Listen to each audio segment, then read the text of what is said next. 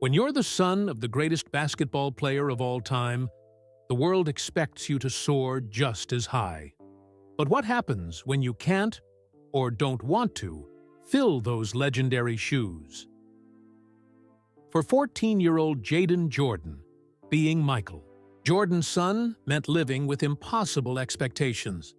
When a video of his missed layup went viral, cruel comments flooded the internet.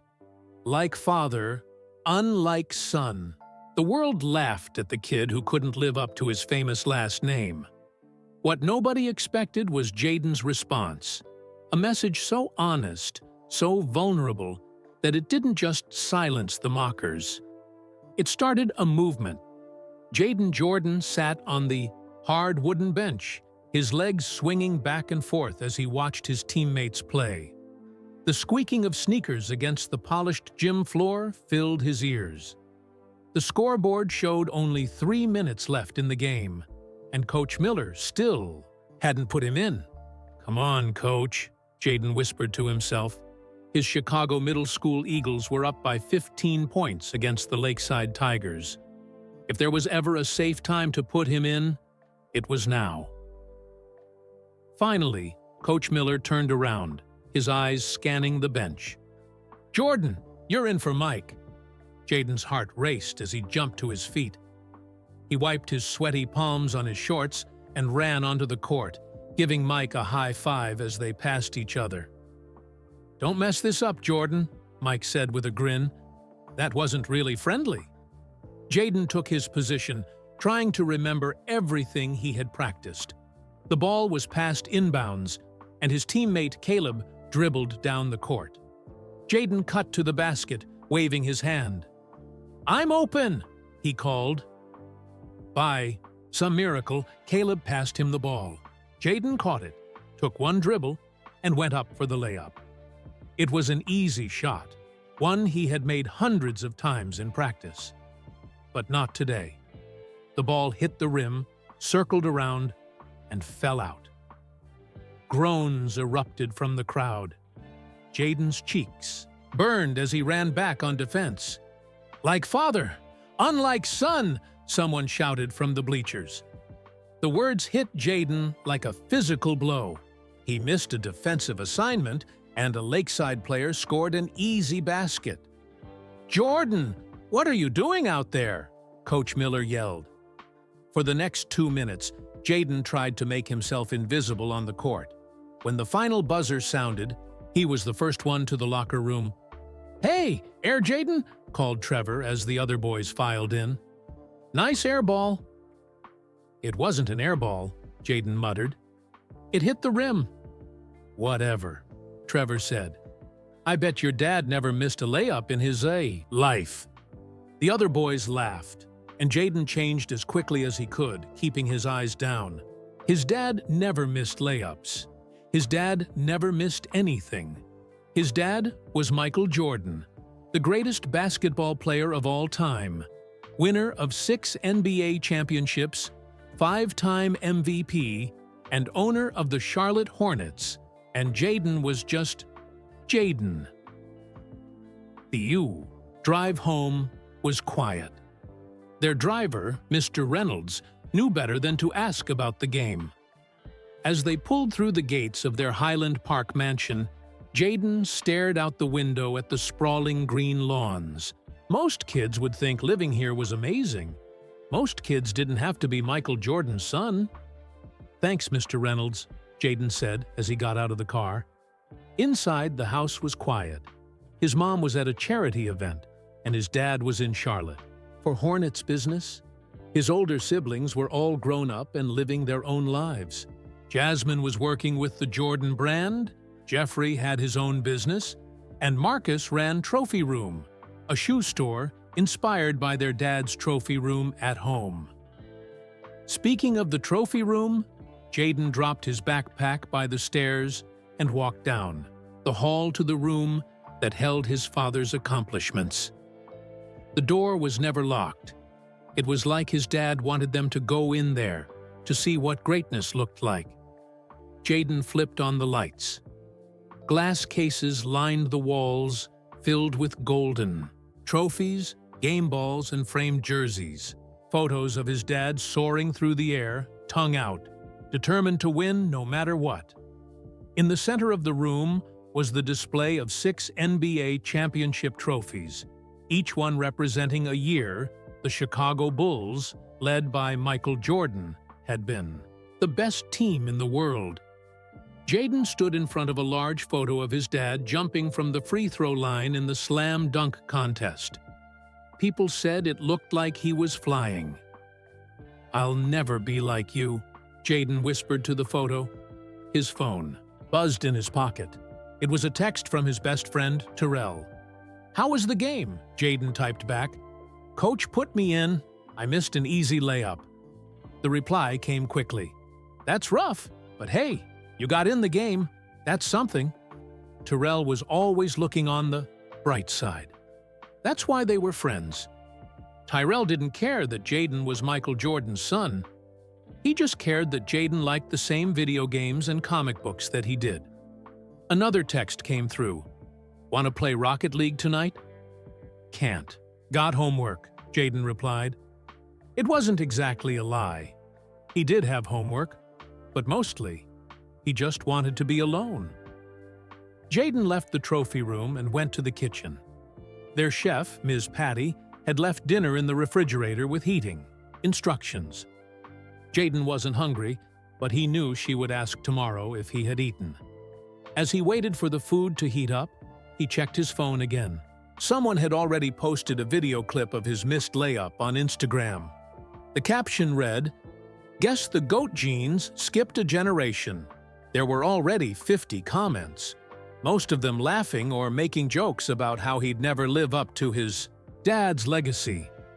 Jaden turned off his phone and put it face down on the counter. The microwave beeped, but he ignored it. Instead, he went upstairs to his room and closed the door. His room was the one place that was truly his. No basketball posters, no Bulls colors, just his science fair medals, sketches of shoe designs he was working on, and his collection of robot-building kits.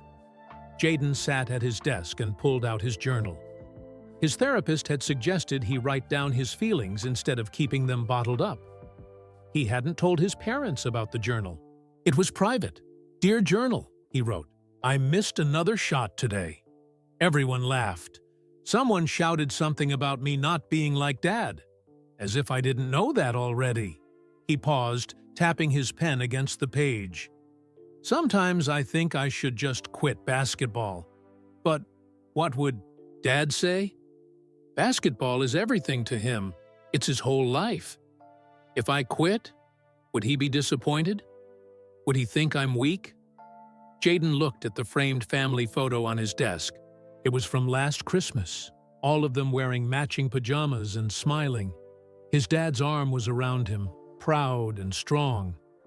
"I love basketball," Jaden continued writing. "I really do, but I hate being Michael Jordan's son on the basketball court.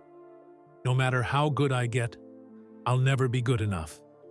He closed the journal and put it in his desk drawer. Tomorrow was another day, another practice, another chance to prove himself, or to fail trying. Jaden changed into his pajamas and got into bed, even though it was only 7:30. He was tired in a way that had nothing to do with physical activity. "Maybe I should just quit," he whispered into the darkness of his room. But even as he said it, he knew he wouldn't. Not yet. Because somewhere deep inside, past all the doubt and fear and pressure, was a tiny spark of hope that maybe, just maybe, he could find his own way to shine, even in the shadow of the greatest of all time. The next morning, Jaden dragged himself out of bed when his alarm went off. His mom was already gone for a breakfast meeting, and his dad was still in Charlotte. The house felt huge and empty as he got ready for school. Mr. Reynolds drove him to North Shore Middle School in silence. As they pulled up to the drop-off area, Jaden could see his best friend Tyrell waiting by the front steps. "Have a good day, young Mr. Jordan," Mr. Reynolds said. "Thanks," Jaden mumbled, as he grabbed his backpack and got out of the car. Terrell jogged over to meet him. "Dude, you look like you didn't sleep." "I didn't." "Not much anyway." Jaden fell into step beside his friend as they walked into the school. The hallways were crowded with kids rushing to their lockers before first period. Jaden kept his head down, hoping to blend in. It didn't work. "Yo, Jordan," called Marcus. Lee, a tall 8th grader who thought he was the best basketball player in school, "Saw that air ball yesterday. Think you could show us how to miss a layup like that?" His friends laughed. One of them pretended to shoot a basketball and missed terribly. "It wasn't an air ball," Tyrell said, stepping forward. "And why don't you back off?" Marcus raised his eyebrows. "Whoa, sorry. Didn't know Air Jordan Jr. needed a bodyguard." Jaden grabbed Terrell's arm and pulled him away. "Just ignore them. You can't let them talk to you like that," Tyrell said as they walked to their lockers. "I'm used to it." Jaden spun the combination on his lock. "It's been like this since first grade." "It's not right," Tyrell insisted. Inside his locker, Jaden had taped up a small photo of his grandfather's workshop. No basketball stuff, no pictures of his dad. Just the one place where he felt like he could be himself. Their first class was science with Mr. Wilson, Jaden's favorite teacher. Today, they were starting a unit on simple machines. "We'll be building our own pulley systems next week," Mr. Wilson announced. "Start thinking about your partners for the project." Tyrell nudged Jaden. "Partners?" Jaden nodded, already imagining improvements he could make to a basic pulley system. Science made sense to him in a way that basketball never did. There were rules that didn't change. If you did things the right way, they worked every time. The morning passed quickly. Then came lunch. The cafeteria was loud and chaotic as Jaden and Tyrell carried their trays to their usual table. A group of boys from the basketball team sat at the next table over. "Did you guys see that video of Jordan's kid missing that shot?" One of them asked loudly, making sure Jaden could hear. "My little sister could make that layup." "I bet his dad is super disappointed," another boy said. "Look, I'm Jaden Jordan," a third boy said, standing up. He pretended to dribble, then shot an imaginary ball that missed badly. "Oops, guess I didn't inherit the talent gene." They all burst out laughing. Jaden stared at his sandwich, his appetite gone. "Those guys are jerks," Tyrell said. "Don't listen to them." "It's fine," Jaden said, "even though it wasn't. I'm used to it." "That's what you always say. But I can tell it bothers you."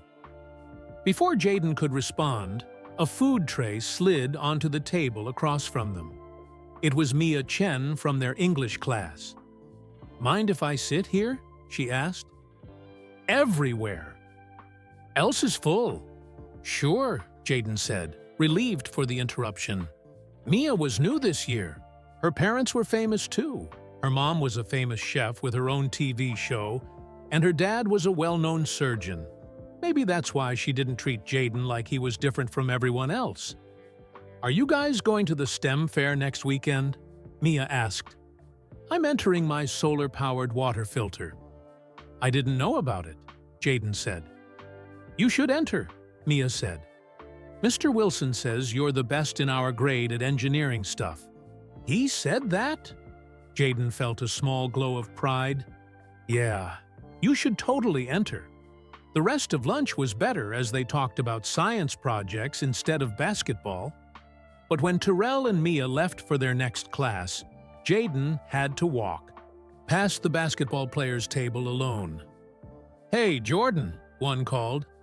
"My dad got tickets to the Bulls game next week. Think your dad could sign something for me? At least someone in your family should be good at basketball." Jaden kept walking, his face burning. Fifth period was English with Ms. Reynolds. They were reading The Outsiders, a book about kids who didn't fit in. Jaden could relate. When class ended, Ms. Reynolds called, "Jaden, could you stay for a minute?" Tyrell gave him a questioning look, but Jaden shrugged. "I'll catch up with you."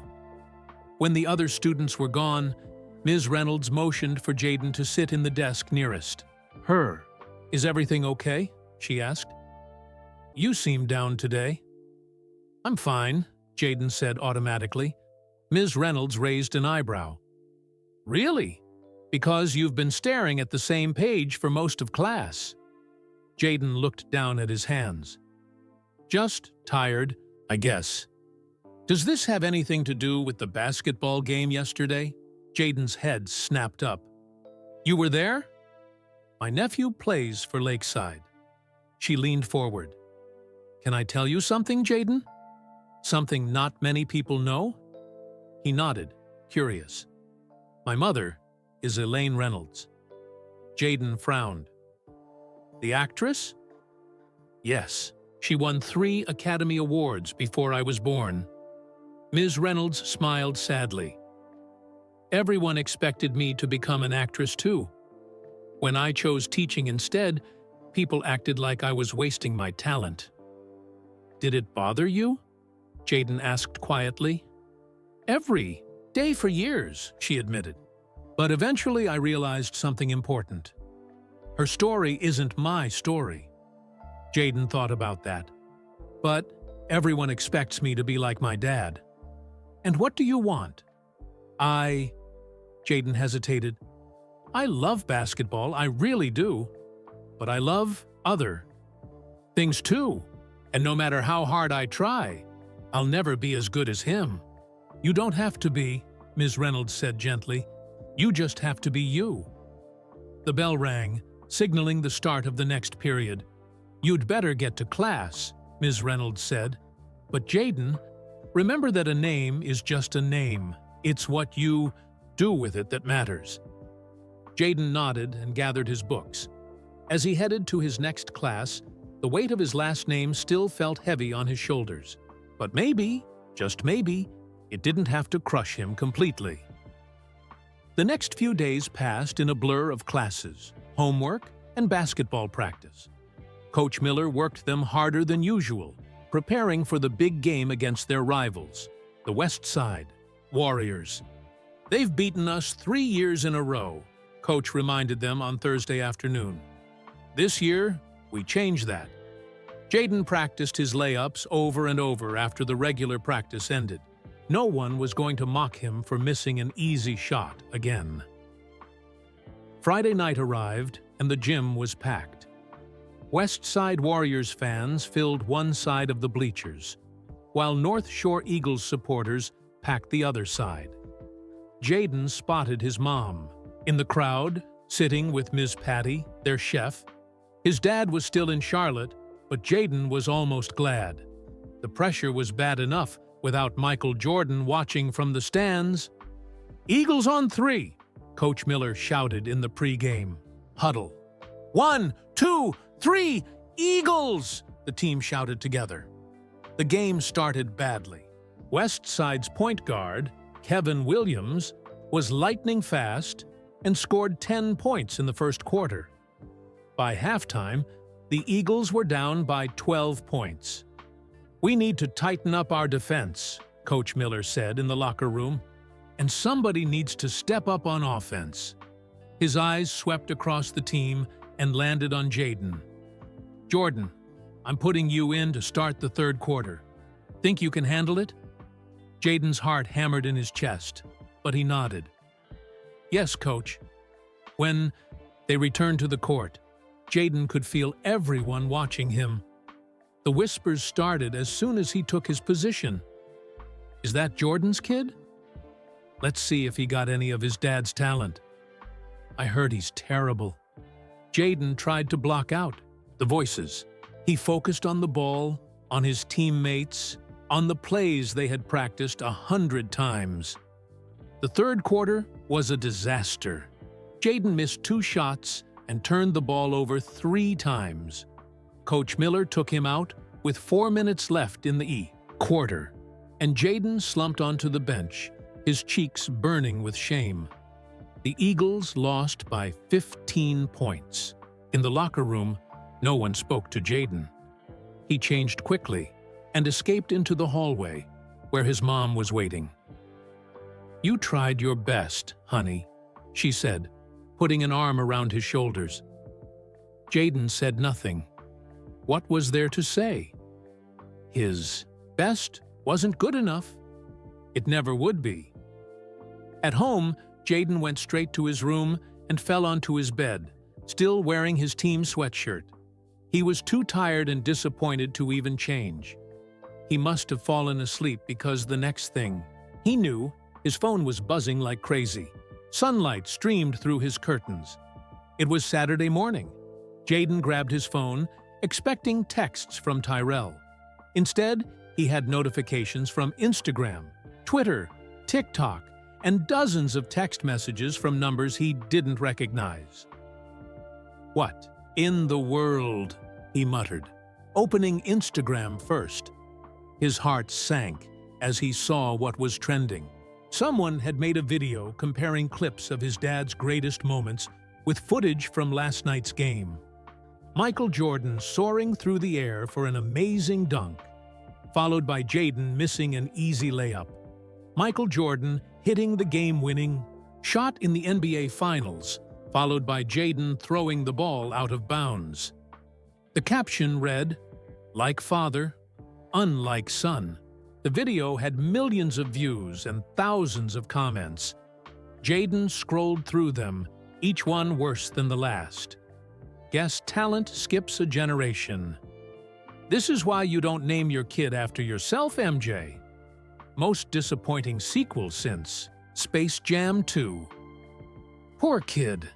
Imagine having Michael Jordan's DNA and still being this bad at basketball. There were some kind comments too, but they were buried under the cruel ones. Jayden threw his phone down on the bed. His eyes burned with tears. He refused to let fall. His phone rang. It was his sister, Jasmine. "Don't answer it," he told himself, but after 5 rings, he picked up. "Hey, Jay." Jasmine's voice was gentle. "You okay?" "You saw it?" Jayden asked, his voice cracking slightly. "Yeah, it's all over the place." She paused. "It's not fair, Jay. You're 14 years old, for crying out loud. Dad wasn't even starting on his high school varsity team at your age." "Really?" That was news to Jayden. "Really? Did you know he got cut from his high school team as a sophomore?" People forget that part of the story. Jayden didn't say anything. It was hard to imagine his dad, the GOAT, the 6-time champion, getting cut from any team. "Have you talked to Dad about this?" Jasmine asked. "No," Jayden said quickly. "And don't you tell him either. Please, Jazz. I need to handle this myself." "Jay, promise me." Jasmine sighed. "Fine. But you should talk to him. He understands pressure better than anyone." After they hung up, Jayden lay on his bed staring at the ceiling. His phone kept buzzing with notifications, but he ignored it.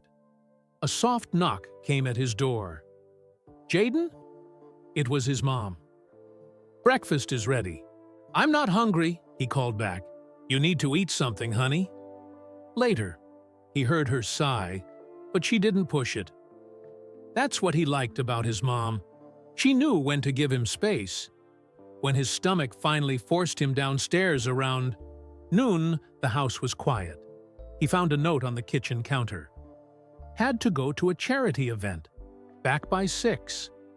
Love, Mom. Jayden made himself a sandwich and took it back to his room. His phone showed 27 missed calls and over 100 text messages. He turned it off completely. Instead of checking social media, he pulled out his journal from his desk drawer. "Dear Journal," he wrote. "Today, I'm famous in the worst possible way. Millions of people are laughing at me for not being as good as my dad." He tapped his pen against the page. "What if I quit basketball for real? Would that make things better or worse? People would say I couldn't handle the pressure. They'd say I'm a quitter." He closed his eyes, remembering how it felt when the ball left his fingertips during a perfect shot. The sweet swish of the net. The satisfaction of a well-executed play. Despite everything, he still loved the game. But what if I'm just not good? Enough? He wrote. What if I keep trying and I'm never even close to what he was? What am I supposed to do then? Jayden closed the journal without answering his own question. He didn't have an answer. All he knew was that right now, at this moment, he felt completely alone. Like he was standing at the bottom of a mountain everyone expected him to climb, without any idea how to take the first step. Sunday morning, Jayden woke up to the sound of rain pattering against his window. Perfect weather to match his mood. He turned on his phone just long enough to text Coach Miller that he wouldn't be at practice that afternoon. Then he turned it off again before seeing any notifications. Downstairs, his mom was making pancakes, her Sunday morning tradition. "Morning, honey," she said, flipping a perfectly golden pancake onto a plate. "Feeling any better today?" Jayden shrugged as he slid onto a stool at the kitchen island. "I told Coach I'm not coming to practice." His mom placed the plate in front of him, along with a bottle of real maple syrup. "That might be for the best. Everyone needs a mental health day sometimes."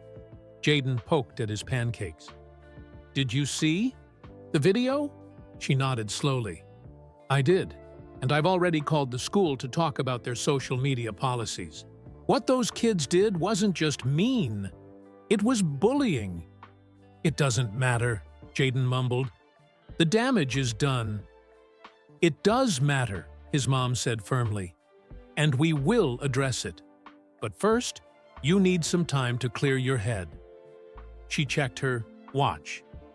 "I have to go to a foundation meeting this afternoon. Will you be okay by yourself?" "I'm 14, Mom." "Not 4." She smiled. "I know, just checking." She kissed the top of his head. "Try to get some fresh air today, okay?" After she left, Jayden wandered around the big house, feeling restless. The rain had stopped, leaving everything outside fresh and clean. On impulse, he grabbed his jacket and headed out to the detached garage at the far end of their property. This wasn't where they kept their cars. This was his grandfather's old workshop, preserved just as he had left it when he passed away 3 years ago. James Jordan, Jayden's grandfather, had been a mechanic and handyman before Michael made it big. Even after his son became famous, James kept working with his hands, saying it kept him grounded. He'd taught Jayden how to use tools when he was just 7 years old.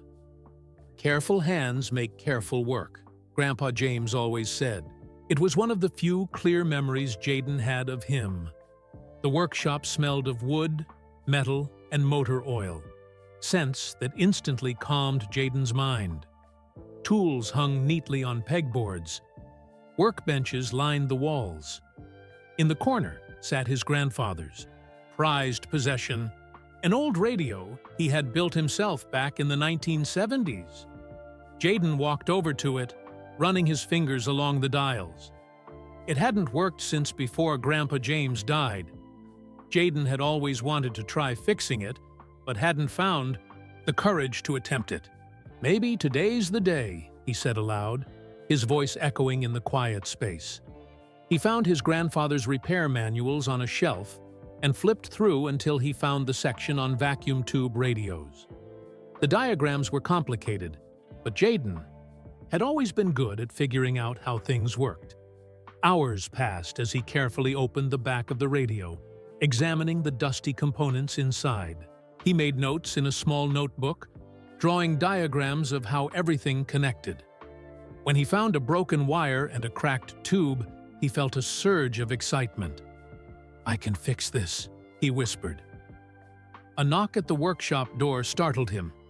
He looked up to see Mr. Phillips, their groundskeeper, standing in the doorway. "Thought I saw the light on in here," Mr. Phillips said. "Your mother called to check on you. Said you weren't answering your phone." "Sorry," Jayden said. I left it in the house. Mr. Phillips nodded, his eyes moving to the disassembled radio. Your grandpa's old Zenith, huh? He loved that thing. Used to say they don't make 'em like that anymore. I think I can fix it, Jayden said. There's a broken connection and a cracked tube. Well, if anyone can do it, you can, Mr. Phillips said. You've got good hands like your grandpa. He turned to leave, then paused. By the way, your friend Tyrell has been calling the house. Said it was important. After Mr. Phillips left, Jayden kept working for another hour. His hands seemed to know what to do, even with something as old and complicated as the radio. He finally looked at his watch. He was shocked to see it was already 5:30 p.m. He carefully closed up the radio, leaving his tools laid out for tomorrow. He wasn't finished yet, but he had made good progress. Back in the house, he found his phone and saw 15 missed calls from Tyrell, plus a bunch of texts. Dude, where are you? Are you okay? Coach was asking about you at practice. I need to talk to you. Call me, Jayden called him back. Finally, Tyrell answered on the first ring. I've been trying to reach you all day. Sorry, I was in Grandpa's workshop. What's so important? I'm coming over, Tyrell said. Be there in 15 minutes. True to his word, Tyrell arrived at Jayden's house exactly 15 minutes later, out of breath from riding his bike. Did you see the new posts? Tyrell asked as soon as Jayden let him in. Jayden's stomach clenched. No, I've been avoiding my phone. Good call, Tyrell said, following Jayden up to his room. It's gotten even worse, but also better, in a weird way. What are you talking about? Tyrell pulled out his phone and showed Jayden. The original video mocking him had spawned dozens of copycat videos. But there were also new videos of kids, strangers, defending him. This one has 500,000 views, Tyrell said, clicking on a video of a girl about their age. Leave Jayden Jordan alone, the girl said to the camera. He's just a kid trying to play basketball. His dad is a legend, but that doesn't mean he has to be one too. How would you feel if millions of people watched you mess up and then made fun of you for it? Jayden stared at the screen. Who is she? No idea, Tyrell said. But she's not the only one.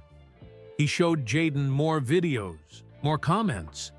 For every mean post, there seemed to be someone standing up for him. Jayden didn't know how to feel. It was weird having strangers talk about him, even if they were being nice. People want to hear from you, Tyrell said. Your side of things. What am I supposed to say? Jayden asked. Sorry, I'm not as good as my dad? No, Tyrell said. You're supposed to say whatever you want to say. It's your life, man. Jayden sat down at his desk and turned on his laptop. I've been thinking about that all day. About what? About what I want. Not what everyone else wants for me. Jayden opened a new document and started typing. The words came quickly, flowing from somewhere deep inside him. Tyrell read over his shoulder. Whoa, that's deep, dude. It's how I feel, Jayden said, his fingers still flying across the keyboard. All this time, I've been trying to be someone I'm not sure I want to be, or can be. So what are you going to do with this? Tyrell asked, when Jayden finally stopped typing. Jayden stared at the screen, at the words that had poured out of him. Words about pressure and expectations, about living in a shadow, about finding his own way. I don't know yet, he said, but for the first time in a long time, I feel like I have something to say. And maybe, just maybe, people will listen. Jayden saved the document and closed his laptop. There was more work to be done, both on his grandfather's radio and on finding his voice. But for the first time since the viral video had appeared, he felt something like hope flickering in his chest. He wasn't just Michael Jordan's son. He was Jayden Jordan, and it was time the world knew who that really was. Monday morning arrived with a decision. Jayden would go to school and face whatever waited for him there. He couldn't hide forever. "I'll pick you up after school," his mom said, as Mr. Reynolds pulled up to the school drop-off area. "If it gets too overwhelming, just call me." Jayden nodded, took a deep breath, and got out of the car. Terrell was waiting for him, as always. "Got your back," Terrell said simply. The day wasn't as bad as Jayden had feared. Some kids stared and whispered, but many others seemed almost embarrassed to look at him. Ms. Reynolds gave him an encouraging smile in English class. Even Marcus Lee and his friends left him alone. After school, Jayden was surprised to see not just his mom's car waiting, but 3 others. His siblings had all come home. Jeffrey, his oldest brother, was talking with Marcus near the school entrance. Jasmine waved from the parking lot. They had all come to support him. "Family meeting," his mom announced when they got home. In the living room, Jayden hadn't seen all his siblings together since Christmas. Jeffrey, now 27, ran a management consulting business in Chicago. Marcus, 25, operated Trophy Room, his sneaker store in Orlando. Jasmine, 23, worked for the Jordan brand in Portland. They were all successful, all finding their own paths, despite having the same famous father. "Dad's on his way home," Jeffrey said as they gathered in the living room. "He caught a flight as soon as the team meeting ended." Jayden's stomach tightened. "He's seen the video?" "Everyone's seen the video, little bro," Marcus said, but not unkindly. "It's everywhere." "That's why we're here," Jasmine added, "because we've all been through versions of this." Their mom sat beside Jayden on the couch. "Your father and I thought it might help to hear from your siblings about their experiences." Jeffrey spoke first. "When I played basketball at UCF, people came to games just to see if I was as good as Dad. Reporters asked me about him instead. Of my own game, it was a lot." "Did it bother you?" Jayden asked. "Every single day," Jeffrey admitted. "I was a decent college player, but I wasn't NBA material. Definitely wasn't Dad material." "But you played anyway," Jayden said. Jeffrey nodded. "Until I realized I was playing for the wrong reasons. I was playing to live up to his legacy instead of creating my own." "That's why you quit?" Jayden had always wondered but never asked. "That's why I quit," Jeffrey confirmed. "Best decision I ever made. I found something I'm good at, something that makes me happy." Marcus leaned forward. "My story's a little different. I played at UCF too, but I always knew I wasn't going to the NBA. I loved the game, but I also loved the culture around it. Especially sneakers." Jayden knew about his brother's massive sneaker collection. It had inspired the name of his store. "So I found a way to be part of basketball culture without playing professionally," Marcus continued. "Trophy Room connects me to Dad's legacy, but on my own terms." "What about you?" Jayden asked Jasmine. "I never played basketball seriously," she said. "I liked sports management, the business side of things. Some people thought I was rejecting Dad's legacy, but I was just finding my own way to be part of it." Jayden thought about this. "Did Dad ever pressure you guys to play?" All 3 siblings shook their heads. "Never," Jeffrey said. "He always said he wanted us to find what made us happy." "Then why does it feel like I'm letting him down if I don't want to play?" Jayden asked quietly. His mom put an arm around his shoulders. "That's not coming from your father, honey. That's coming from everyone else. And maybe a little from inside. You too." "I want to tell you something," Marcus said. "When I was about your age, I overheard Dad talking to Uncle Charles Barkley. Uncle Charles asked if he was disappointed that none of us would be NBA players. Jaden held his breath, waiting. Dad said, "My job isn't to raise NBA players. My job is to raise good people who find their own path." Jaden let those words sink in. His own path, not his father's. "The thing is," Jasmine added, "living with our last name means we have opportunities most people don't have. But it also means we face challenges most people don't understand. Like having millions of people watch you mess up," Jaden said bitterly. "Exactly," Jeffrey said. "It's not fair, but it's our reality. The question is, what are you going to do about it?" Before Jaden could answer, the front door opened. His father's voice called out, "I'm home!" Michael Jordan walked into the living room, still dressed in a business suit from his meetings. He looked tired, but his eyes lit up seeing all his children together. "Well, this is a surprise," he said, hugging each of them in turn. When he reached Jaden, he held the hug a little longer. "You okay, son?" he asked quietly. Jaden wasn't sure how to answer. Was he okay? Not really. But something had shifted inside him during this conversation with his siblings. "I'm figuring some things out," he said finally. His father nodded, as if that was exactly the right answer. That's all any of us can do.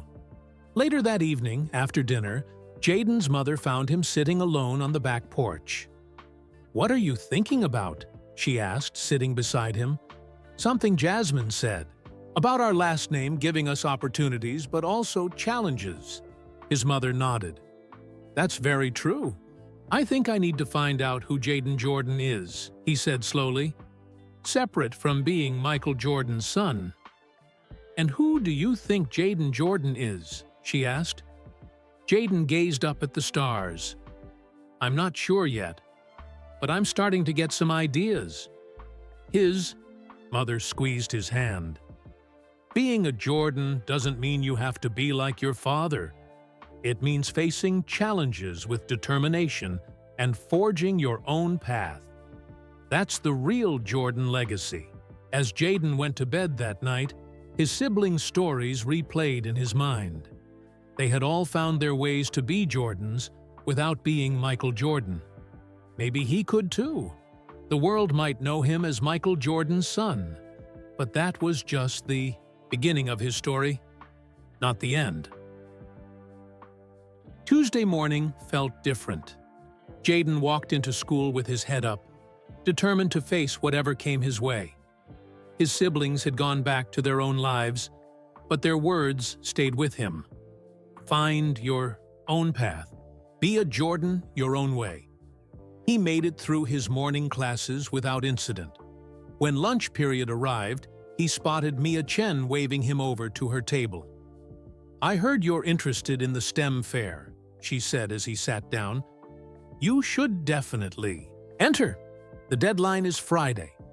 "I'm thinking about it," Jaden said. "I've been working on fixing my grandfather's old radio." "That sounds cool," Mia said. "My dad collects vintage electronics. He says they're better built than new stuff." As they talked about the radio project, Jaden almost forgot about the viral video and all the drama.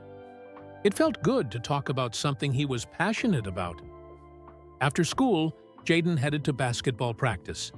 He hadn't gone yesterday, but he wasn't a quitter. Even if basketball wasn't going to be his future, he had made a commitment to the team. Coach Miller was setting up drills when Jaden walked in.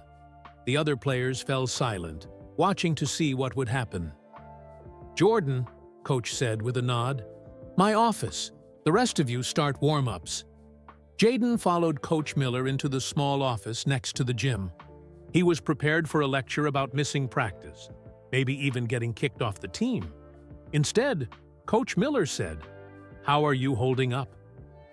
"I'm okay," Jaden said, surprised by the question.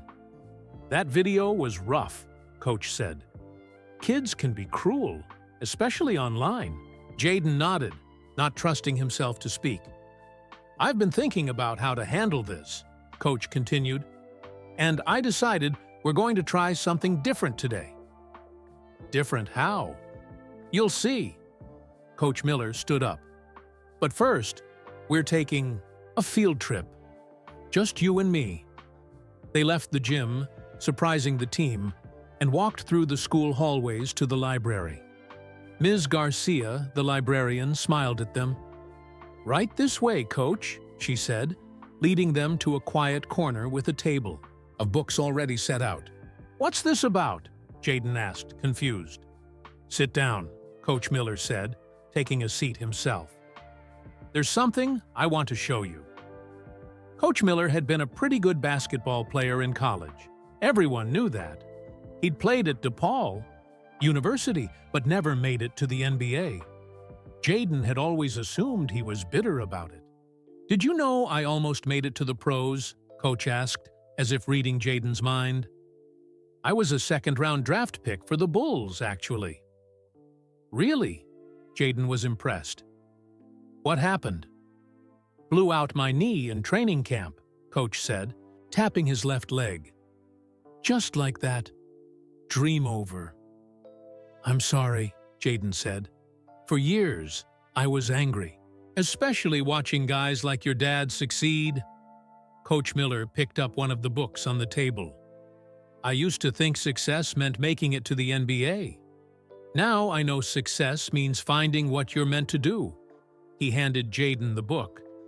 It was called Famous Children Who Chose Different Paths. Ms. Garcia helped me find these, Coach said, gesturing to the table of books. This one has stories about Frank Sinatra Jr., Julian Lennon, and lots of others who had famous parents, but found their own way. Jaden flipped through the pages, seeing familiar last names, but unfamiliar stories. Your dad cast a long shadow, Coach Miller said. But greatness isn't about standing in someone else's light. It's about finding your own. He picked up another book called Finding Your Purpose and handed it to Jaden. Take this one home. Read the first 3 chapters by Friday, and we'll talk about it. Is this homework? Jaden asked, confused. Coach Miller smiled. Think of it as life homework. More important than basketball drills. But what about practice? Today, this is your practice. Coach stood up. Take your time with those books. I'm heading back to the gym. Coach, Jaden called as the man turned to leave. Why are you doing this? Coach Miller paused. Because I spent too many years trying to be something I wasn't meant to be. And because you're more than just a basketball player, Jordan. You're a young man trying to figure out who you are. That's the most important game you'll ever play.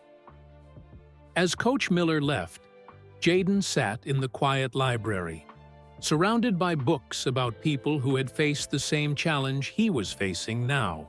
For the first time, he realized he wasn't alone in this struggle. With a deep breath, he opened Finding Your Purpose and began to read. Jaden spent the rest of the afternoon in the library, reading about people who had grown up in the shadow of famous parents. He was surprised to learn how many of them had struggled with the same feelings he had. The pressure to be something they weren't, the constant comparisons, the fear of disappointing their families. By the time Mr. Reynolds picked him up, Jaden had filled 3 pages in his notebook with quotes and ideas from the books Coach Miller had shown him.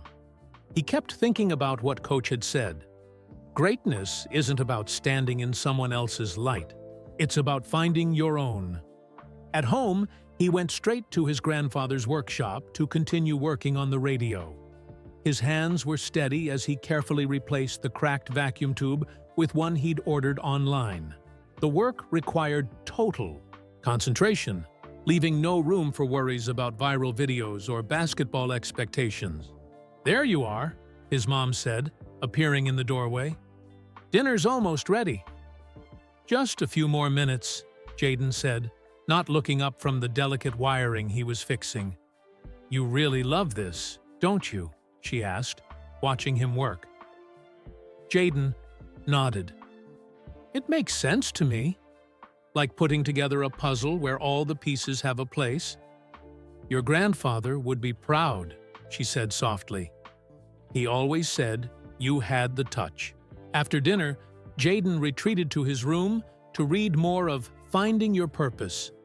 The book talked about how people often confused their parents' dreams with their own, and how important it was to listen to your inner voice. Jaden wasn't sure what his inner voice was saying yet, but for the first time, he was trying to hear it. Wednesday and Thursday passed in a blur of school, reading and working on the radio. The viral video was still out there, but it seemed to be losing steam as people moved on to the next internet sensation. At school, things were almost back to normal, though Jaden noticed more kids coming to talk to him about things other than basketball. Word had gotten around that he was good with electronics, and suddenly people were asking him to help fix their phones and game controllers. Friday afternoon, Jaden arrived home from school to find an unfamiliar car in the driveway. His dad's Charlotte Hornets owner car that he rarely drove in Chicago. Michael Jordan was home early. "Dad?" Jaden called as he entered the house. "Are you here?" "In the kitchen," came the reply. Jaden found his father making a sandwich, dressed casually in jeans and a golf shirt instead of his usual business attire. "Hey, son," Michael said, giving Jaden a one-armed hug. "Hungry? I'm making turkey and Swiss." "Sure," Jaden said, setting his backpack down. "I thought you were in Charlotte until next week." Michael shrugged. "Some things are more important than business meetings." He started assembling a second sandwich. "Your sister called me." Jaden's stomach tightened. Jasmine promised she wouldn't. "Don't be mad at her," Michael said. "She was worried about you. We all are." "I'm fine," Jaden said automatically. Michael raised an eyebrow, the same way he did when reporters asked stupid questions. "Really? Because that video was rough. If someone had done that to me at your age, I don't know how I would have handled it." Jaden didn't know what to say. His dad rarely talked about his own struggles. "How about we eat these outside?" Michael Fierce suggested, handing Jaden a plate with a perfectly cut sandwich. They sat on the patio overlooking the backyard.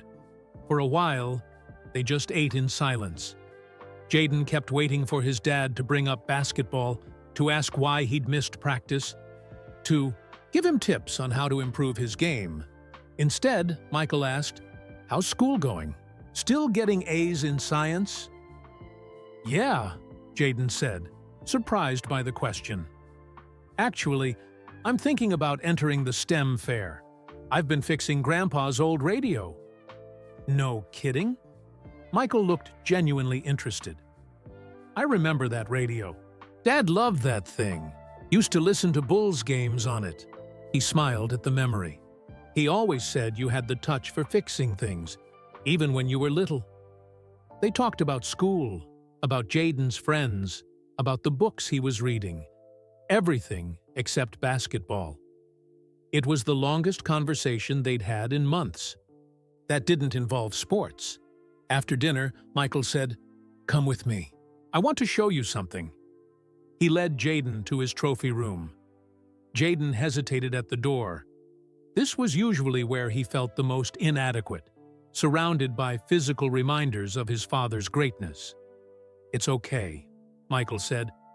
"I just want to show you some things you haven't seen before." Inside the trophy room, Michael bypassed the championship trophies and MVP awards. Instead, he went to a cabinet in the corner and unlocked it with a small key. "This is the stuff most people don't know about," he said, pulling out a shoebox. "The failures, the setbacks." He opened the box and handed Jaden a faded letter. It was from Laney High School in Wilmington, North Carolina, dated 1978. It was EC, the cut notice from when Michael had been dropped from the varsity team as a sophomore. I was devastated, Michael said quietly. Cried in my room that night. You did? Jaden couldn't imagine his father crying over basketball. Michael nodded. Then I used that pain to work harder, but it still hurt. He showed Jaden more papers, rejection letters from colleges that had passed on recruiting him, negative scouting reports, critical newspaper articles from early in his career. People only see the winning, Michael said. They don't see all this. The doubt, the failure, the work. Finally, he pulled out a worn pair of basketball shoes, cracked and faded with age.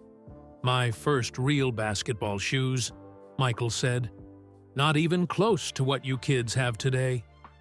Jaden took the shoes carefully, feeling the weight of history in his hands. Dad, he said hesitantly, what if basketball isn't my thing? What if I'm meant to do something else? Michael was quiet for a moment, looking at his son. Then he put his hand on Jaden's shoulder. Then you find what is your thing, he said simply. And you put everything you have into it. That's the real legacy I want to leave you. Not the trophies, the work ethic, the determination, the will to be great at whatever path you choose. Before leaving for Charlotte the next morning, Michael hugged Jaden tightly. I'm proud of you, he said, no matter what. Those 5 words echoed in Jaden's mind long after his father's car had disappeared down the driveway. No matter what, Jaden spent Saturday morning in his grandfather's workshop, putting the final touches on the radio. He had replaced the broken tube, fixed the wiring, and cleaned decades of dust from the inside. Now came the moment of truth. He plugged it in, turned the dial, and held his breath. For a second, there was nothing but static. Then, suddenly, music filled the workshop, clear and strong, as if the radio had never been broken at all. I did it, Jaden whispered. I actually fixed it. He turned the dial, finding different stations. Each one came through perfectly. His grandfather's radio was working again after all these years. Jaden sat back on his stool, feeling a sense of accomplishment, unlike anything he'd ever felt on a basketball court. His phone buzzed with a text from Tyrell. Community Center at Wansau. Coach Wilson needs volunteers. Jaden had almost forgotten his promise to help at the community center where his mom volunteered. It was a place in a rougher part of Chicago where kids could play sports, get help with homework, and stay off the streets. I'll be there, he texted back. The Northside Community Center was housed in an old brick building with a small basketball court out back. When Jaden arrived, Coach Wilson was organizing a group of middle school kids for a pickup basketball game. Jordan, perfect timing, Coach called. We're short a coach for the younger kids. Think you can handle it? Before Jaden could answer, a skinny boy about 10 years old tugged at his sleeve. Are you really Michael Jordan's son? He asked, his eyes wide. I am, Jaden said, waiting for the usual questions about his dad or comments about his own basketball skills. Instead, the boy grinned and said, Cool, I'm Dion. Can you help me with my jump shot? It keeps going sideways. For the next 2 hours, Jaden worked with Dion and 5 other young boys, teaching them basic basketball skills. None of them cared that he wasn't as good as his dad. They were just excited to play. Where'd you get your shoes? Dion asked during a water break, pointing at Jaden's Air Jordans. My dad's company makes them, Jaden said. Dion nodded. They're nice. Mine are from the dollar store. He showed Jaden his worn sneakers with holes starting to form in the toes. But they work okay. Something about Dion's matter-of-fact acceptance of his circumstances touched Jaden. Here was a kid who had real challenges in life, yet he came to the community center with a smile, eager to learn basketball just for the joy of it. After the session, Jaden found Coach Wilson in his office. "Thanks for your help today," Coach said. "The kids loved you." "I enjoyed it too," Jaden admitted, "especially working with Dion." Coach nodded. "Good kid. Tough situation at home, but he's got heart. Reminds me a little of your dad, actually." "My dad?" Jaden was confused. "The determination, the focus. Your dad didn't grow up with much, you know. He had to work for everything he got." Jaden thought about the worn first basketball shoes his dad had shown him. It was easy to forget that Michael Jordan hadn't always been rich and famous. "Is Dion good at basketball?" Jaden asked. "He could be," Coach said, "with the right coaching and equipment. But he's got bigger obstacles than most kids." On the drive home, Jaden couldn't stop thinking about Dion and the other kids at the community center. They played basketball because they loved it, not because of pressure or expectations. There was a purity to their enjoyment that Jaden hadn't felt in a long time. He also kept thinking about what his dad had said. "Find what is your thing, and put everything you have into it." At home, Jaden sat at his desk and opened his journal. He made a list of things he enjoyed: working with his hands, fixing things, science, and engineering, helping others basketball, when no one is comparing me to Dad, designing things. He stared at the list. For the first time, he was thinking about what he wanted, not what everyone else wanted for him. His phone buzzed with a text from Mia. "Did you enter the STEM fair yet? Deadline is tonight." Jaden hadn't decided. Part of him was excited about entering his radio project, but another part was nervous about putting himself out there in a new way. His mom knocked on his door. "Can I come in?" "Sure," Jaden said, closing his journal. "I talked to Coach Miller today," she said, sitting on the edge of his bed. "He told me about your trip to the library instead of practice." "Am I in trouble?" Jaden asked. She shook her head. "No, I think it was exactly what you needed." She picked up the Finding Your Purpose book from his desk. "Have you figured it out yet?" "Your purpose?" "Not exactly," Jaden said, "but I'm starting to get some ideas." He told her about fixing the radio, about helping at the community center, about Dion and his dollar store shoes. As he talked, the pieces began to fit together in his mind, like parts of a machine clicking into place. "I think I know what I want to do," he said slowly. "About the viral video, I mean. I want to respond, but not the way people might expect." "What are you thinking?" his mom asked. "I'm not sure yet," Jaden said, "but it's time to show people who I really am, not who they think I should be." He picked up his phone and texted Tyrell. "Need your help with something important. Can you come over tomorrow?" Then he texted Mia. "Entering the STEM fair. Can you help me with the application?" Finally, he sent a message to Coach Wilson. "Is it okay if I bring Dion some basketball shoes? And can I volunteer again next weekend?" As he pressed send on the last message, Jaden felt a strange sense of peace. For days, he'd been wrestling with the question of who he was supposed to be. Now he was finally ready to show the world who he actually was. Not just Michael Jordan's son, but Jaden Jordan, someone with his own talents, his own passions, and his own way of making a difference. Sunday morning, Tyrell arrived at Jaden's house with his backpack full of camera equipment. His older sister was a film student at Columbia, College Chicago, and she had let him borrow her gear. "So what exactly are we doing?" Tyrell asked as they set up in Jaden's room. "Making a video," Jaden said. "A response to that viral post." "Like, you showing your basketball skills?" Tyrell asked, pulling out a small camera. Jaden shook his head. "Not exactly. I'm going to show them who I really am." He explained his idea. Instead of trying to prove his basketball worth, he would showcase the things he was actually passionate about. The things that made him Jaden, not just Michael Jordan's son. "I like it," Tyrell said, nodding. "It's like, hey world, there's more to me than basketball." "Exactly," Jaden said, "but I need your help to film it." They spent an hour planning the video, making a list of what to film and what Jaden wanted to say. Then Jaden's mom drove them to the community center, where Coach Wilson had arranged for Dion to meet them. "You're making a movie?" Dion asked when they explained what they were doing. "Kind of," Jaden said. "It's about finding your own path, even when people expect you to follow someone else's."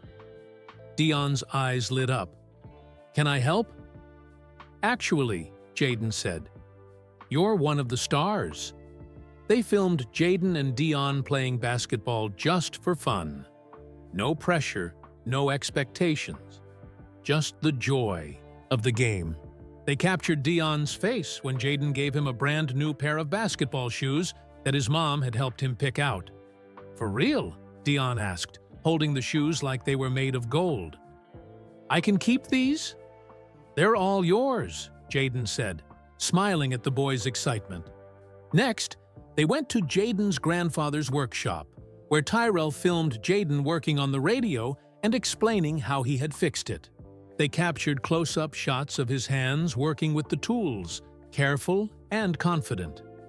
"My grandfather taught me that careful hands make careful work," Jaden explained to the camera.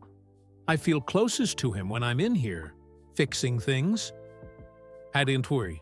His room, Jaden showed the sketches he had been working on. Designs for basketball shoes that would be more affordable but still good quality. "I got the idea from Dion," he told Tyrell as they filmed. "Kids should be able to have decent shoes without having to spend hundreds of dollars." By late afternoon, they had gathered hours of footage. Mia came over to help them edit, bringing her laptop with video editing software. "This is really good," she said, as they reviewed the clips.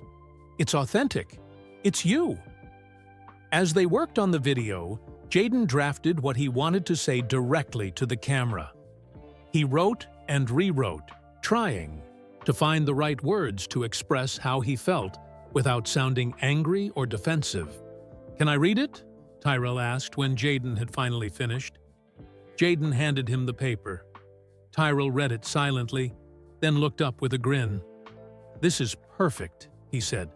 "It's honest, but not whiny. It's going to make people think." They set up the camera in Jaden's room for his direct address to the viewers. Jaden put on a simple blue t-shirt. Not a Jordan brand item, just a regular shirt. "Ready?" Tyrell asked from behind the camera.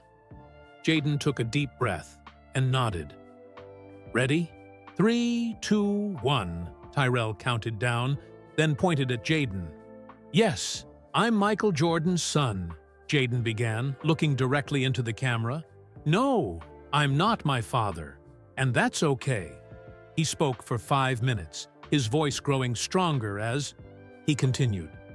He talked about the pressure of living up to an impossible standard. He explained how it felt to see himself mocked online by strangers who knew nothing about him. He shared his love for basketball, but also for engineering, for fixing things, for helping others. "I'm not trying to fill my dad's shoes," he said toward the end. "I'm making my own. And I invite anyone who's ever felt the pressure of living in someone else's shadow to share their story too. Because we all deserve the chance to be ourselves." When he finished, the room was quiet. Tyrell lowered the camera. "That was amazing," he said softly. Mia, who had been watching from Jaden's desk, wiped a tear from her eye. "You're going to help a lot of people with this," she said. They spent the next few hours editing the video together, combining Jaden's direct address with the footage they had shot earlier.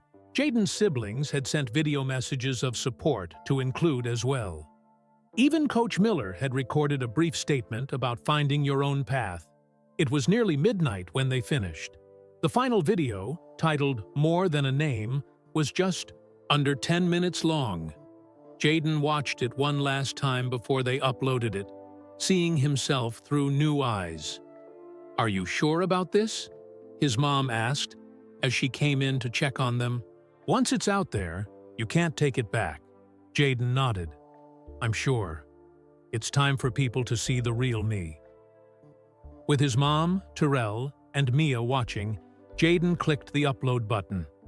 The video began processing, and a progress bar appeared on the screen. "How long should we wait before checking for responses?" Tyrell asked. "Let's give it until morning," Jayden said. "I don't think I can handle watching the reactions come in real time." After Tyrell and Mia left, Jayden couldn't sleep. He kept thinking about the video, wondering how people would respond. Would they mock him again? Would they understand what he was trying to say? Would anyone even care? His phone buzzed with a text just as he was finally drifting off. It was from Dion. "Thank you for the shoes. You're cool no matter what anybody says."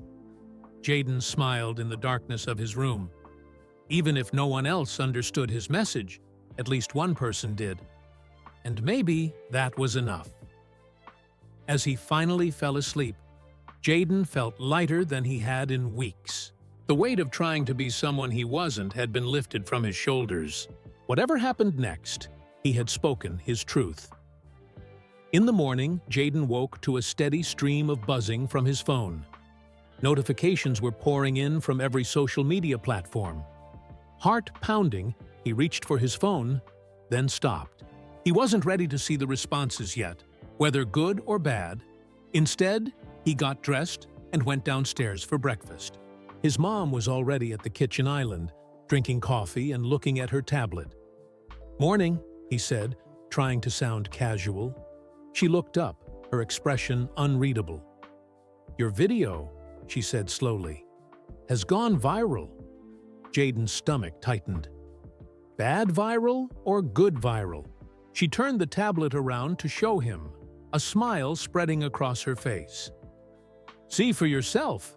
Jayden took the tablet with shaking hands.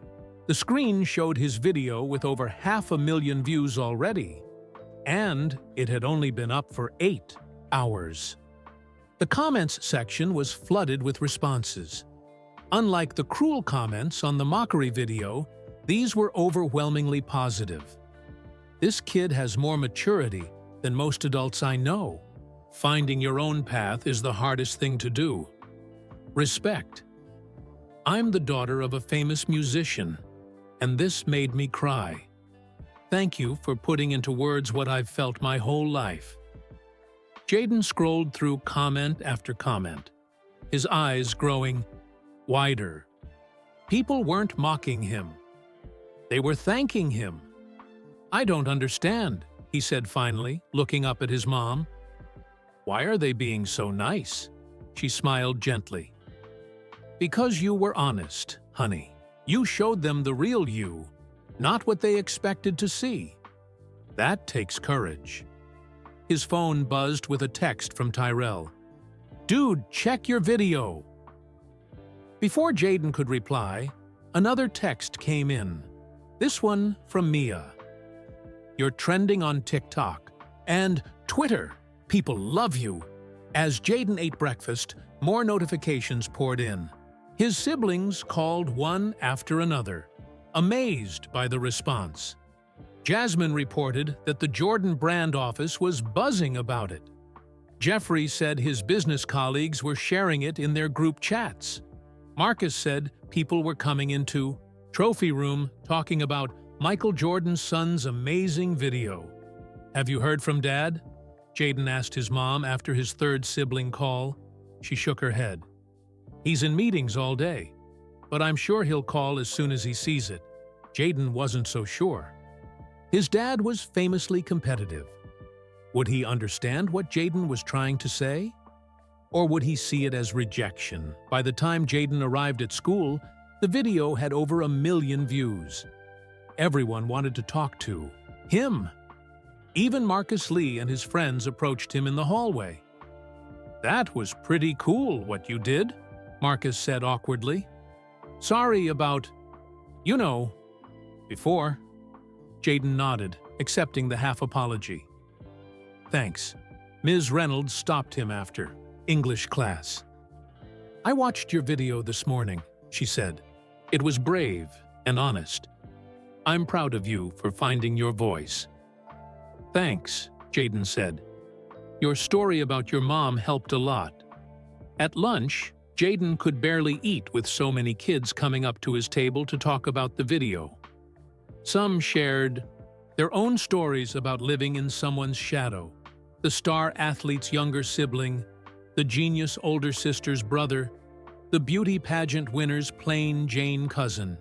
I never realized how many people feel this way, Jaden told Tyrell and Mia as they finally got a moment to themselves. That's why it's going viral, Mia said. You tapped into something real. By the end of the school day, several news outlets had requested interviews. Jaden's mom texted that she was handling the requests and he didn't need to worry about responding to any of them. Coach Miller caught him before basketball practice. Quite a statement you made, he said. Are you mad? Jaden asked, suddenly worried. I mean, about what I said about basketball? Coach shook his head. Mad? No. Proud. Absolutely. You're finding your path, Jordan. That's what matters. Practice felt different. The pressure was gone. Jaden played for fun, the way he had when he was younger. He made some shots and missed others, but it didn't seem to matter as much anymore.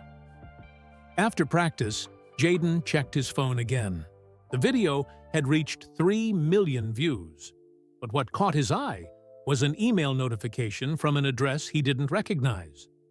The subject line read, "Your video made me want to play again." Curious, Jaden opened it. Dear Jaden, I'm 10 years old, and I wanted to quit basketball because I'm not good like the other kids. Your video made me want to play again, just for fun. Thank you for showing me it's okay not to be the best. Tommy, Jaden read the email 3 times, a lump forming in his throat. This was why he had made the video. Not for the views or comments, but for kids like Tommy who needed to hear that it was okay to be themselves. He printed the email and pinned it to his bulletin board as soon as he got home. That evening, his phone rang with his dad's ringtone. Jaden took a deep breath before answering. Hey, Dad. Jaden. His father's voice was serious, giving nothing away. I saw your video. Jaden waited, his heart pounding. I'm proud of you, son. The tension drained from Jaden's body. You are. Very proud. It takes guts to be that honest, especially when the whole world is watching. You showed real courage. I was afraid you might think I was rejecting basketball, Jaden admitted. Or rejecting you. No, Michael said firmly. You're finding your own way. That's what I've always wanted for all my kids. They talked for nearly an hour, one of the longest conversations they'd ever had. His dad shared more stories about his own struggles with fame and expectations. They talked about Jaden's interest in engineering and his ideas for affordable basketball shoes. Keep following what makes you. You excited, Michael said before hanging up. That's where you'll find your greatness.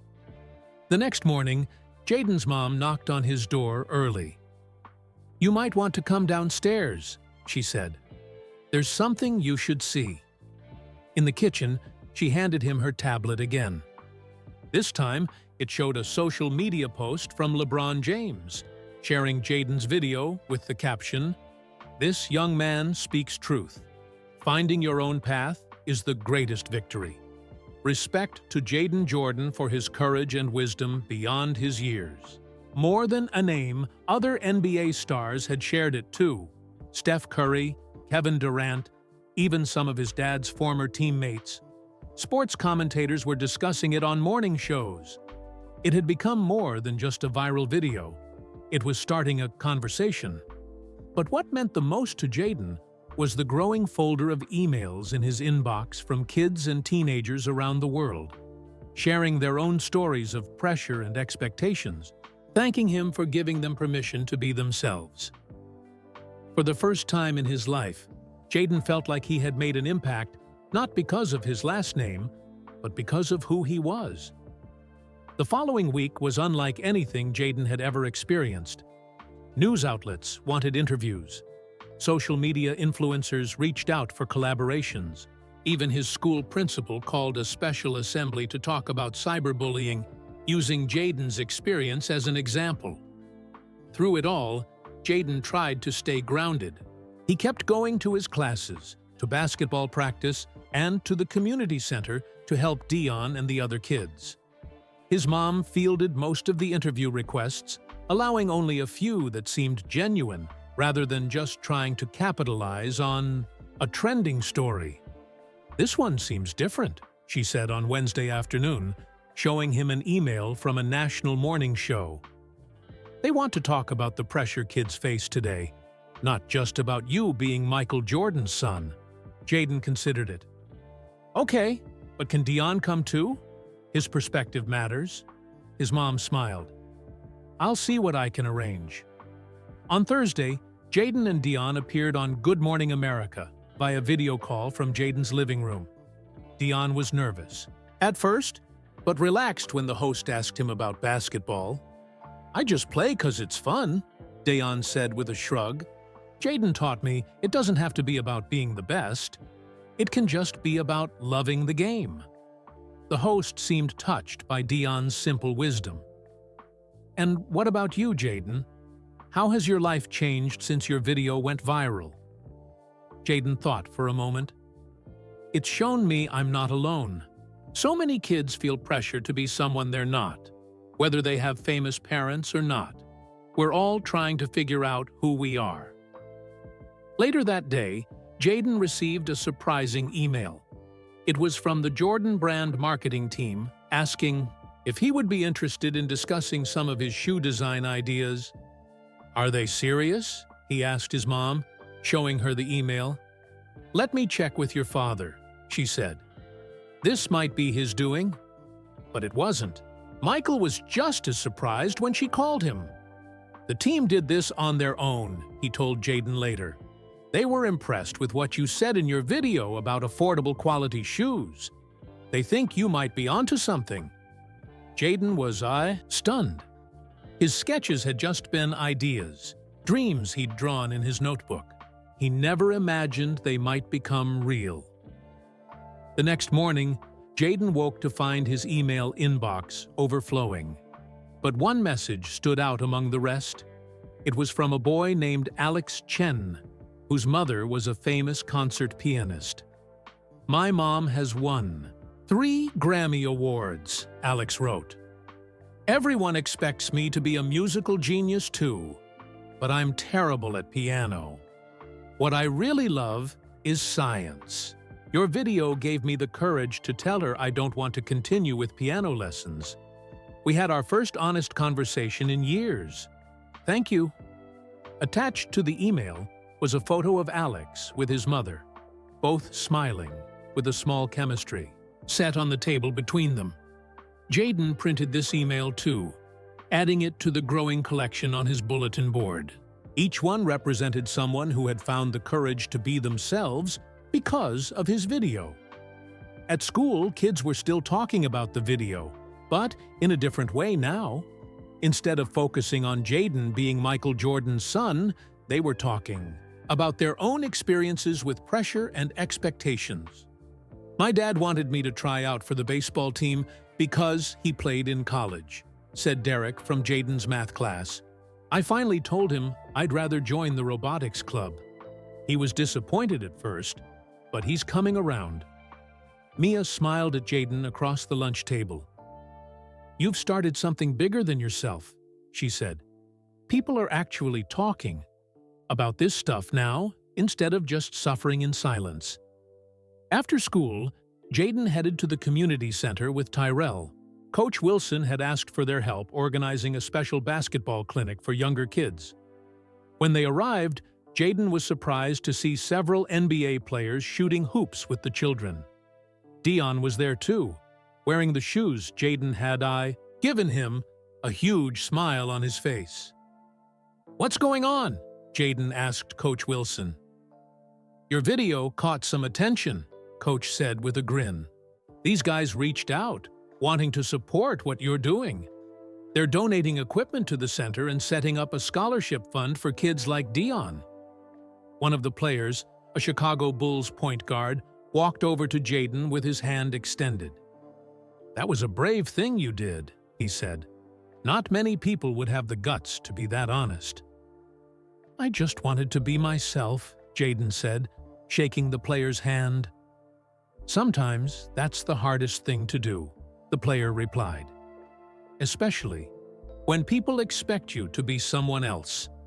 As Jaden watched the NBA stars play with the community center kids, he felt a strange mix of emotions. He had never intended for any of this to happen. He had just wanted to respond to a hurtful video, to stand up for himself. Now, his words were changing lives, including his own. His phone buzzed with a text from his dad. "Just heard about the NBA players at the community center. Proud of what you've started. I have an idea to discuss with you. Call me tonight." Curious, Jaden called his father as soon as he got home. "The Jordan Brand team is serious about your shoe ideas," Michael said. "They want to meet with you next week in Chicago. I think you might be onto something important, especially after seeing how those kids at the center responded to your story." "Really?" Jaden could hardly believe what he was hearing.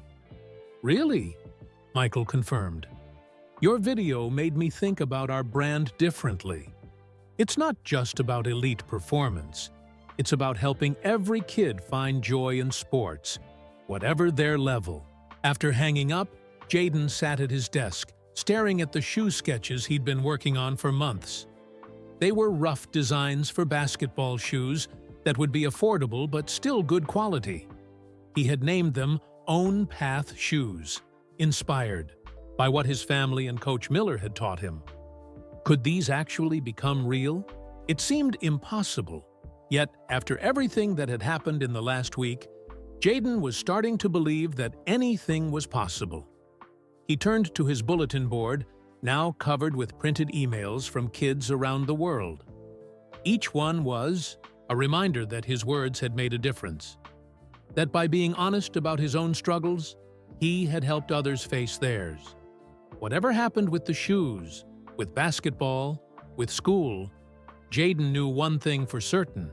He had found his voice, and people were listening. The following Saturday, Jaden woke early. Today was the meeting with the Jordan Brand team. His dad had flown in from Charlotte the night before, and they would go together. But first, Jaden had somewhere else to be. His grandfather's workshop was peaceful in the early morning light. Over the past weeks, between schoolwork, basketball practice, and the whirlwind of attention from his video, Jaden had been coming here to work on a special project. It had started with fixing the radio, but it had evolved into something much more meaningful. The workbench was covered with sketches, materials, and tools. In the center sat a pair of basketball shoes, unlike any Jaden had seen before. They weren't flashy or covered in special technology. They were simple, sturdy, and designed with one purpose in mind: to make quality basketball shoes accessible to kids like Dion. Jaden had been learning everything he could about shoe design. He'd studied his father's Air Jordans, examining the materials and construction. He'd researched manufacturing costs. He'd even taken apart some of his old shoes to understand how they were made. These prototype shoes, which he called Own Path, used simpler materials but maintained the important support features that prevented injuries. Without the fancy frills and marketing costs, Jaden believed they could be sold for a fraction of the price of premium basketball shoes. "This is it," he said to himself, carefully putting the shoes in a shoebox he had decorated with the Own Path logo he had designed. No turning back now. At breakfast, his dad studied him across the table. "Nervous about the meeting?" "A little," Jayden admitted. "Don't be," Michael said. "Just speak from the heart, like you did in your video. These people know shoes. They'll recognize a good idea when they see it." "Even if it's from a 14-year-old kid?" Michael grinned. "Especially from a 14-year-old kid. You know what kids want better than a room full of adults." Mr. Reynolds drove them downtown to the Jordan Brand offices in Chicago. Jayden had been here before on special occasions, but today felt different. Today he wasn't just Michael Jordan's son visiting his dad's company.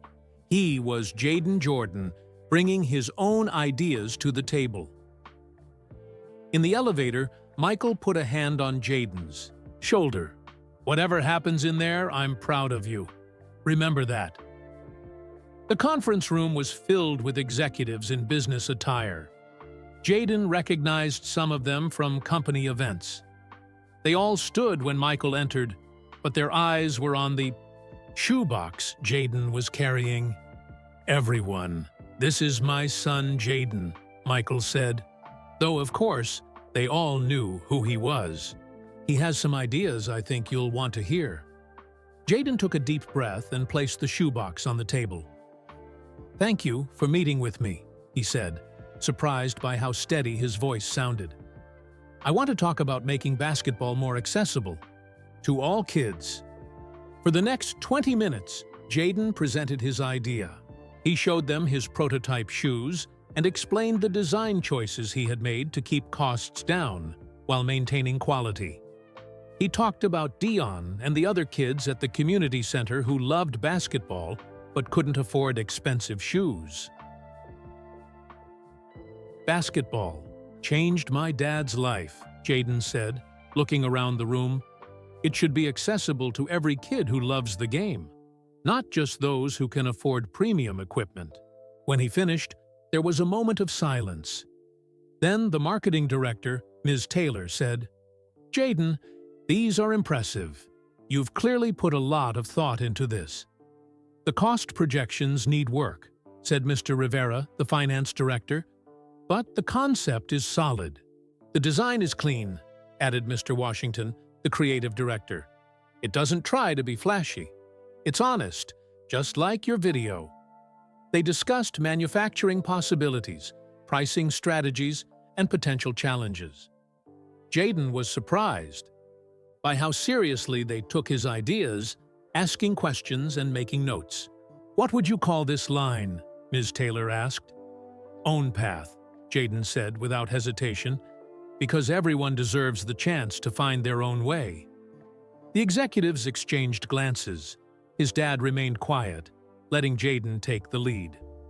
"We'd need to develop this further," Mr. Rivera said. "Run some tests, refine the design. But I think there's something here worth exploring." "I agree," said Ms. Taylor. "The timing is perfect too. Jayden's video has people talking about exactly these issues: pressure, expectations, accessibility. This could be more than just a product. It could be a movement." Jayden could hardly believe what he was hearing. They were actually considering his idea. His father still hadn't said anything, and Jayden couldn't read his expression. Finally, Michael spoke. "What if we took this a step further?" he asked the team. "What if Own Path became a new initiative within the Jordan brand? Not just shoes, but a commitment to making sports accessible to all kids?" The room buzzed with energy as the executives built on the idea. They talked about basketball courts in underserved neighborhoods, equipment donations, mentorship programs, all under the Own Path umbrella. As they talked, Jayden's mind was spinning. This was so much bigger than his original idea. This could help kids everywhere, not just those he knew personally. "There's one more thing," Jayden said, when there was a break in the conversation. I want the profits from the Own Path shoes to go toward building and maintaining basketball courts in neighborhoods that need them. The executives looked at Michael, who nodded. My son's idea, my son's terms, he said simply.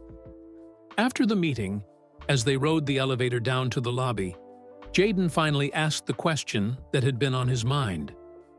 Dad, what do you really think about all this? Michael looked at his son with newfound respect. I think you've taught me something important about legacy. It's not about following in someone's footsteps.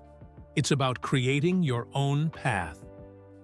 The following Saturday, Jayden found himself in a different downtown Chicago building.